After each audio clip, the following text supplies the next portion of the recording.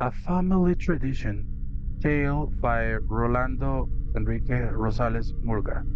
In my family, one of the most notable traits has always been, and I hope it will continue to be, hospitality. It so happened that people from far away would arrive in my town, as the local hospital was close to my home. Having nowhere to stay for the night, they would come to my ancestors to ask for shelter.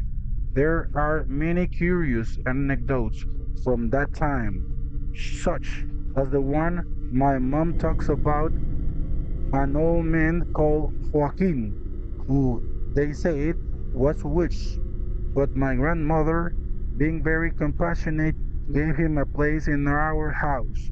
My mom was 14 or 15 at the time. My mother has four sisters, and they also lost a set of twins.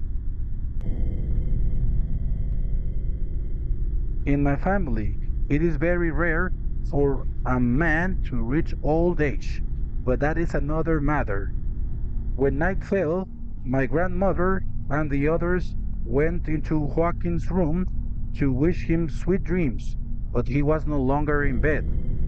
There was only a strange powder in his place. They went to sleep, feeling somewhat uneasy. At dawn, my mom tells me that something was sneaking into that old colonial style house, breaking through the roof tiles into the room where my mom and my aunts were sleeping, and how my grandmother threw salt and chili at that creature, which let out a scream that sounded more like the dying groan of an old man. The creature flew off, reaching the Yosemite lime kiln, where it fell abruptly. The next day, that wicked old man was found lying where the owl had landed. The old man was forced to leave the village, but not before being warned of the risks he would face if he tried to return. I remember this very recently, whilst I was thinking of writing the story I'm now about to tell you.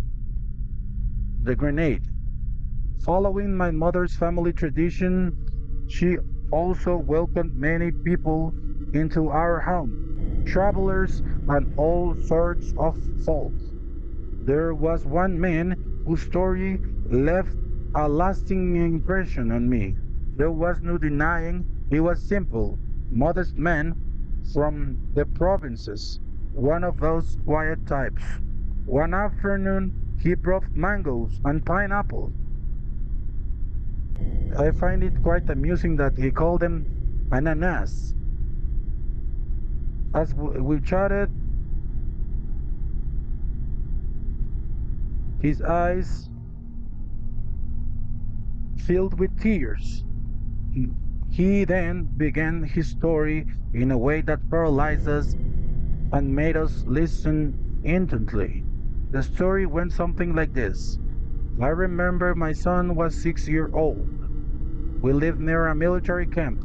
A soldier threw a grenade. It failed to explode. My little boy was playing in the woods. He stumbled upon that accursed thing, which went off. God knows how. My son was blown to pieces, scattered all over a cuirass tree. I received the news, found the spot quickly, and there were the pieces of my little one. His sobbing made it difficult for him to speak. I wanted to take one piece from that tree, but when I touched it, the piece spoke to me. It said, "Daddy, don't pull me." It was terrible. I can't get it out of my head. You'll think I'm mad, but it's true. We simply remained silent in the face of this incredible story.